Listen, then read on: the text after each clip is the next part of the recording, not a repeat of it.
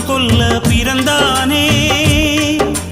அசுரனை போரில் அம்பால் ரெண்டாய் பிளந்தானே.